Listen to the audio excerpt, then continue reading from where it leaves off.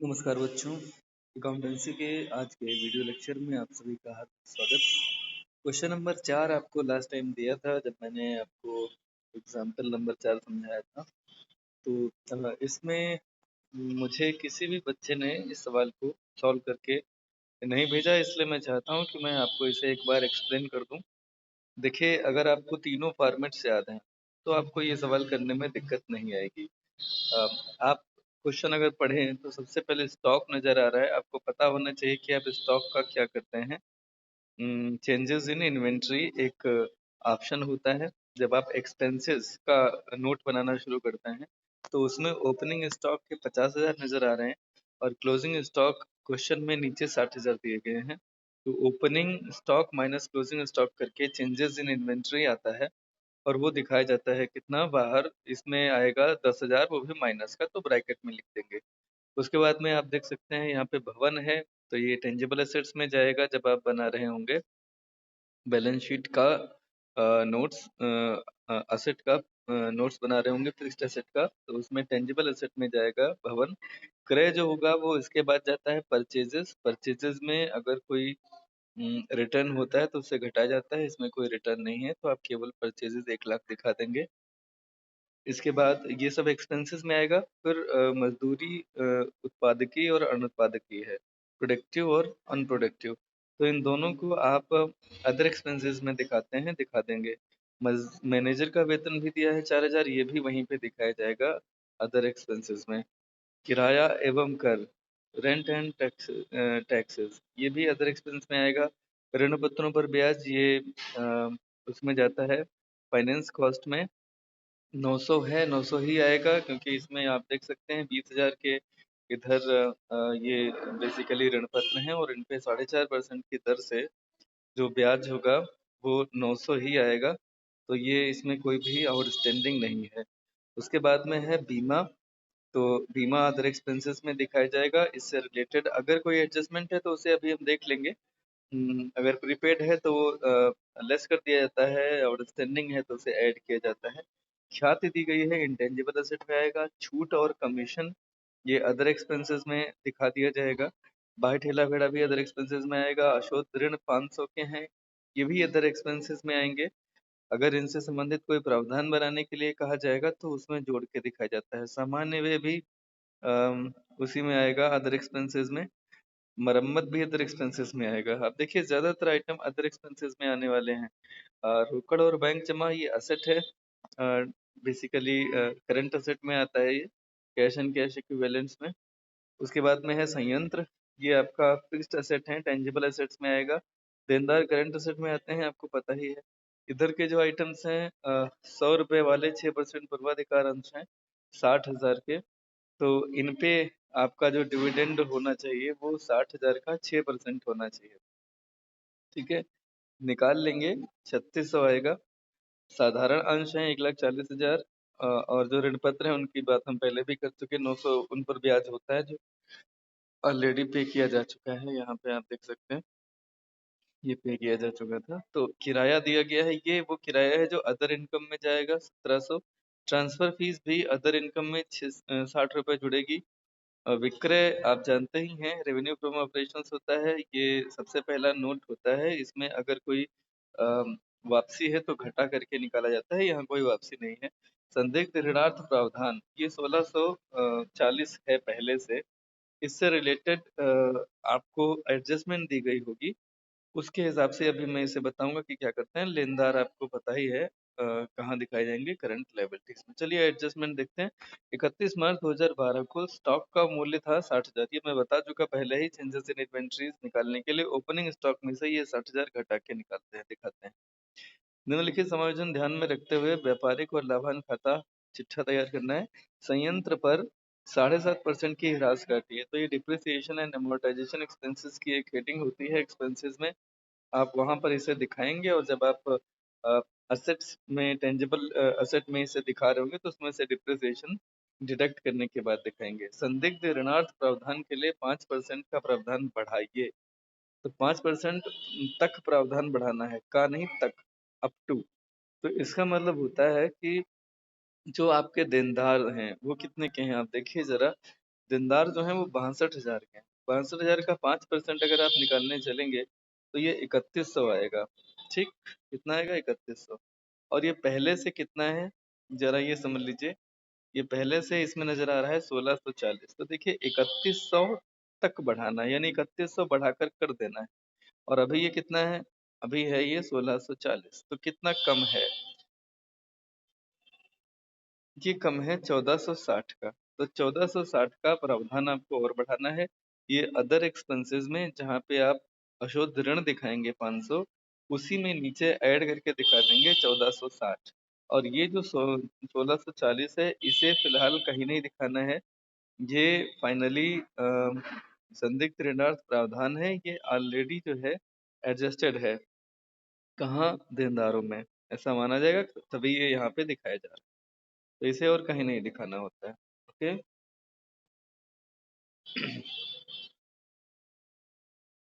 उसके बाद फिर पूर्वदत्त बीमा है, तो बीमा के जहाँ पे आप दिखाने वाले थे 1400, उसमें इन्होंने कहा है कि पूर्वदत्त बीमा है कुछ। तो पूर्वदत्त बीमा कितना है? तो इन्होंने इसमें बता रखा है 1200 है। तो पूर्वदत्त बीमा के लिए रुपए 1200 हैं।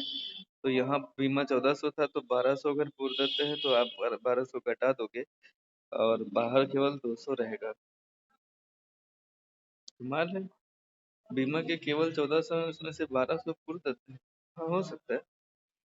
खैर, अदत्त किराया और कर का 400 रुपये देना है। तो ये किराया और कर में 400 रुपये ऐड हो जाएगा। और लेनदारों पर 2% की दर से संचित बनानी है। लेनदार जो हैं उन पर जब कोई संचित बनती है तो वो डिस्काउंट के लिए बनती है। तो 19,500 लेनदार हैं और इनका 2.5% अगर बनेगा तो ये कितना आ जाएगा? 1950 का 4 से अगर करेंगे तो 4 चौके 16 और 4 अठी 32, 4 सत्ते 28 और 5, तो ये आपका लगभग 400 कुछ आएगा। निकाल लेंगे उससे और उसे ऐड करेंगे। चलिए बता देते हैं। इसका 2.5% अगर आपको निकालना है 19,500 का, तो 2.5% का मतलब होता है 5/2 और परसेंट का मतलब है ये हट गया। तो अब यहाँ पर जो बचा है वो 195 गुणे 5/2 है। अगर हम इसे देखें तो नाम 18, 214 दो पंचे 10 और 5 से करेंगे तो 55 25, 5 सत्ती 35, 37, 5 9 45 और 3 48। तो 487.5 आएगा। ये अदर इनकम में दिखाया जाएगा। अभी मैंने आपको जितना कहा है, अगर आप इतना कर लेंगे तो आपका ये सवाल बिल्कुल लग जाएगा इन कैलकुलेशन के साथ। There is no doubt. तो प्लीज जो जो कैलकुलेशन बताई हैं उन्हें फॉलो करें और इसे करें। आज अभी हम अगले टॉपिक को देखते हुए हमें क्या करना है कि हम अभी उदाहरण नंबर नेक्स्ट जो था हमारा 5 वो पढ़ेंगे। उदाहरण नंबर 5 है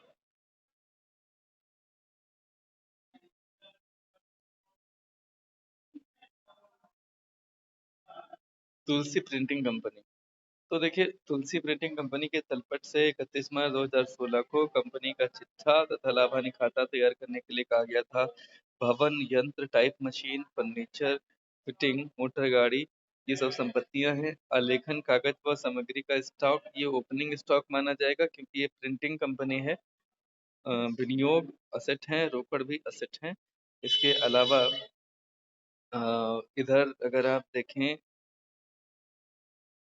पूर्वाधिकार अंशों का लाभांश पे किया गया है, साधारण अंश लाभांश पे किया गया है, क्रय किया गया है। स्थापना व एस्टेब्लिशमेंट एक्सपेंसेस, संचालन शुल्क यानी ऑपरेटिंग एक्सपेंसेस और सामान्य व जनरल एक्सपेंसेस। ठीक, इनसे रिलेटेड अभी कुछ एडजस्टमेंट होंगी, हम अभी उनकी बात कर लेंगे। राइट साइड में देख लें, साधारण अंश पूंजी दी गई है 5 लाख और पूर्वाधिकार अंश है 3 लाख।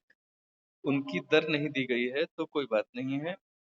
संभाव्य संचित की अगर हम बात करें 1,15,000 है। संभाव्य संचित यानी कंटिजेंसी रिजर्व, ये रिजर्व में दिखाया जाएगा।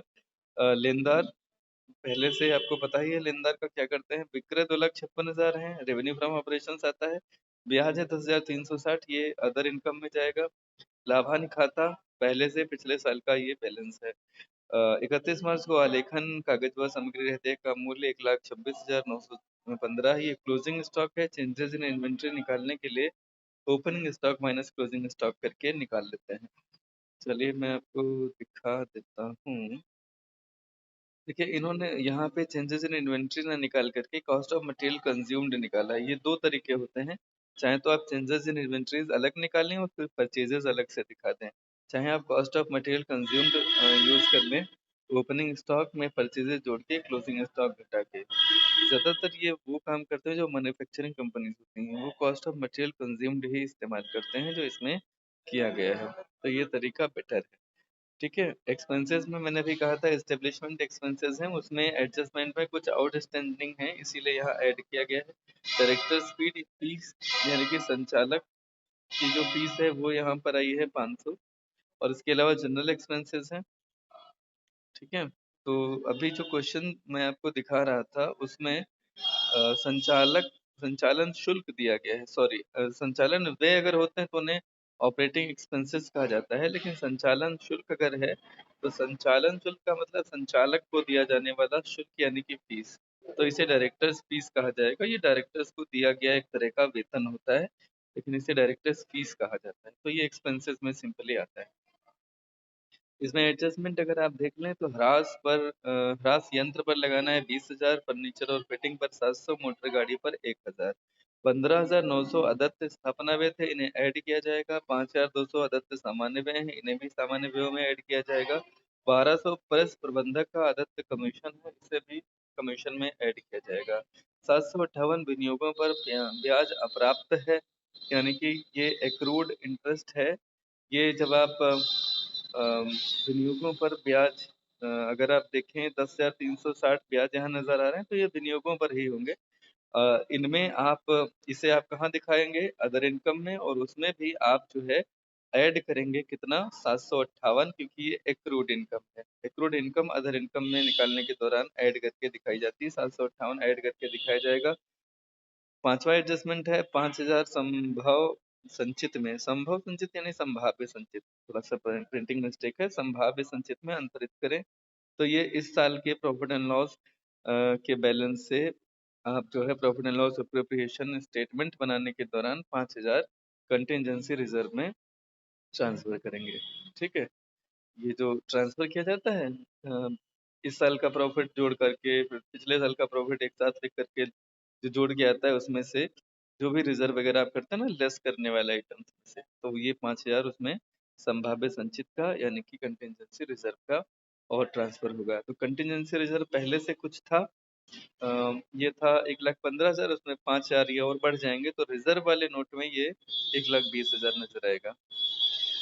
चलिए देख लीजिए, यहाँ पे देख लीजिए ये कंटिजेंसी रिजर्व, यहाँ पे रिजर्व फंड पहले से कितना 1,15,000 था, एडिशन 5,000 हो गया, बाहर 1,20,000 आ गया। ठीक है,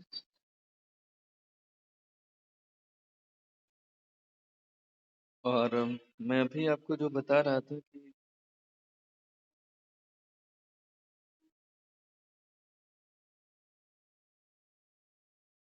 बैलेंस शीट अभी मैंने आपको बताया था कि कहाँ क्या क्या दिखाते हैं, तो आप देख सकते हैं स्टेब्लिश एक्सपेंसेस में आउटस्टैंडिंग 15,900 जोड़ दिए गए हैं। डायरेक्टर फीस जितनी थी उतनी 500 पूरे उतार लिए गए हैं, लेकिन जनरल एक्सपेंसेस में आउटस्टैंडिंग भी थे 5,200, उन्हें ऐड करके बाहर लिख दिया गया है। प्रेस मैनेजर का कमीशन भी आप देख सकते हैं यहाँ दिया गया है, डेप्रिसिएशन भी यहाँ आया है। इसमें थोड़ा सा इन्होंने उस तरह से लिखा नहीं जिस तरह से लिखा जाना चाहिए, लेकिन आप कोशिश करेंगे कि उसी हेडिंग्स का इस्तेमाल करेंगे। डेप्रिसिएशन सही है, amount depreciation and amortisation expenses heading डाली जाती है, लेकिन इट्स ओके, बेटर है आपके लिए कि आप वही हेडिंग डालें जो आपके फॉर्मेट में है। ठीक है, और इसके बाद में फिर आप देख सकते हैं कि प्रॉफिट बिफोर एक्स्ट्राऑर्डिनरी आइटम आपका कितना आ गया है, 49,171। पिछले साल का उसमें दिया ही गया था 41,911, वो यहाँ पे लिख दिया गया है। ये आप अगर नहीं लिखते हैं तो चलेगा, कोई दिक्कत नहीं है। एक्सेप्शनल आइटम्स कुछ है नहीं। प्रेफरेंस शेयर डिविडेंड आपने दिया है, इक्विटी शेयर डिविडेंड दिया है, कंटिजेंसी रिजर्व है, तो इन्हें दिखाने के बाद प्रॉफिट बिफोर एक्स्ट्राऑर्डिनरी आइटम 12,171 आएगा, और एक्स्ट्राऑर्डिनरी आइटम कुछ नहीं है। तो फाइनली जो है वो प्रॉफिट बिफोर टैक्स 12,171 है और करंट टैक्स डिफर टैक्स कुछ भी नहीं है। तो प्रॉफिट फॉर कंटिन्यूइंग ऑपरेशन ना क्या डिसकंटिन्यूइंग ऑपरेशन से कुछ है नहीं, तो प्रॉफिट फॉर द पीरियड भी 12,171 हो गया। तो ये इस तरह का सवाल था। इसमें जब इन्होंने बैलेंस शीट बनाई है तो बैलेंस शीट में भी सिंपल चीज़ों का निर्वहन किया गया, कुछ खास मेरे ख्याल से नहीं है। आप लोग इसे देखेंगे और अगर कोई डाउट है तो फिर पूछेंगे। मैं ये चाहता हूँ कि आप सभी लोग आज उदाहरण नंबर कुछ 5 को अच्छे से समझ लें और जो क्वेश्चन नंबर 4 आपको समझाया है आप उसे अच्छे से कर लें। एक और क्वेश्चन था क्वेश्चन नंबर 3। ठीक है, क्वेश्चन नंबर 3। तो क्वेश्चन नंबर 3 आप सभी से मैं अपेक्षा करूंगा कि आप उसे करने की कोशिश कर लें। जो पहला विस्तृत उत्तरीय प्रश्न है ये वाला